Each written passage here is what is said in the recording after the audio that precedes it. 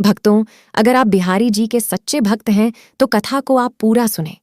इस कथा के माध्यम से आप जान पाएंगे कि हम खुश रहकर कैसे जीवन में सुख और शांति पा सकते हैं। तो चलिए कथा शुरू करते हैं।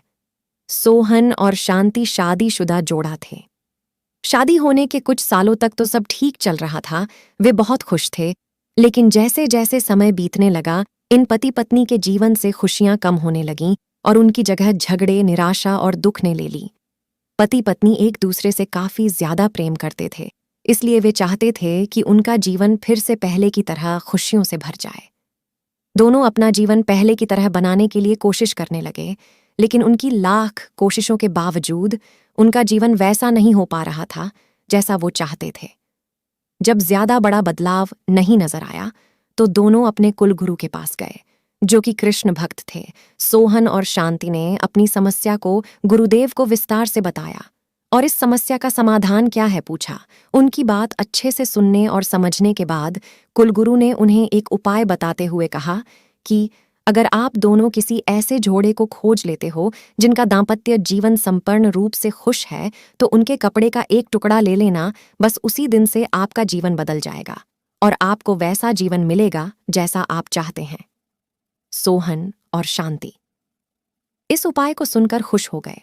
उन्हें लगा ये अच्छा है, क्योंकि उन्हें ऐसे जोड़े को तलाश करने में ज्यादा समय नहीं लगेगा जो पूरी तरह खुश हो, और साथ ही साथ उन्हें थोड़ा घूमने का भी मौका मिल जाएगा।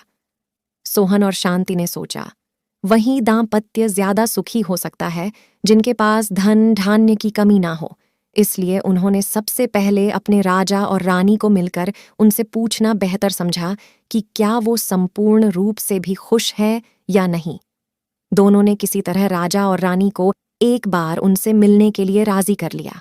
जब वे दोनों राजा रानी को मिलने गए तो उनका काफी अच्छे से स्वागत किया गया और खाने पीने को भी अच्छे से अच्छा खाना खिलाया गया। वे दोनों राजा रानी के साथ में बैठे थे, तब मौका देखकर उन्होंने राजा रानी से पूछ लिया कि क्या वो अपने जीवन में खुश है। राजा रानी दोनों ने कहा, हाँ बिल्कुल, वे दोनों जीवन में खुश है।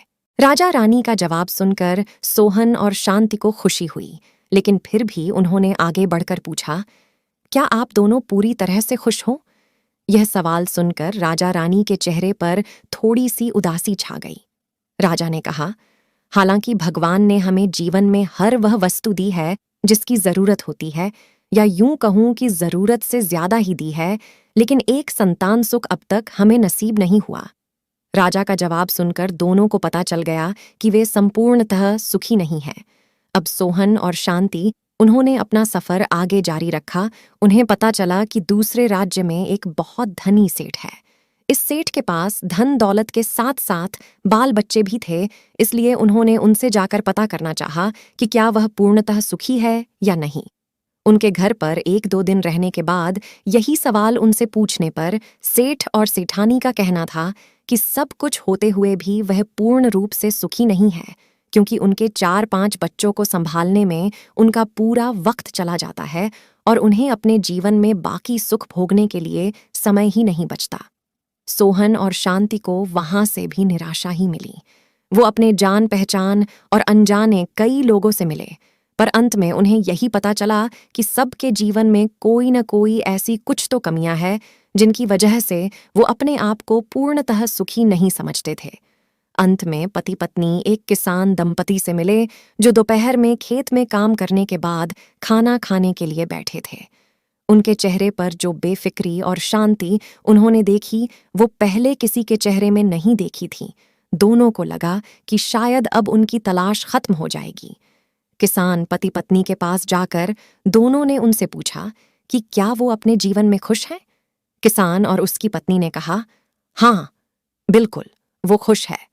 सोहन ने किसान से अपना अगला सवाल भी किया कि क्या वो जीवन में पूर्णतः खुश है। किसान ने मुस्कुराते हुए कहा, बिल्कुल, दुखी होने के लिए उसके पास कोई कारण ही नहीं है। सोहन और शांति बहुत खुश थे। आखिर उन्हें वह सब मिल गया जिसकी उन्हें तलाश थी। तब दोनों ने किसान पति पत्नी को अपनी पूरी कहानी सुनाकर अपने सफर के कारण के बारे में बताते हुए किसान से उसके कपड़े का एक टुकड़ा मांगा।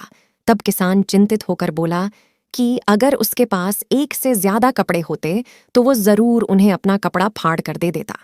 इसका यह मतलब था कि किसान भी पूरी तरह से खुश नहीं था, क्योंकि उसको चिंता थी कि अगर उसका कपड़ा फट गया तो अगले दिन क्या पहनेगा। अपनी खोज में पूरी तरह असफल हो चुके सोहन और शांति को आखिरकार ये समझ में आ गया कि पूर्णतः सुखी और खुश इस संसार में कोई भी नहीं है। भगवान की कृपा से हमारे पास जो भी है, हमें उसी में अपना सुख और खुशी ढूंढनी चाहिए, ऐसा कहकर दोनों अपने घर वापस चले गए।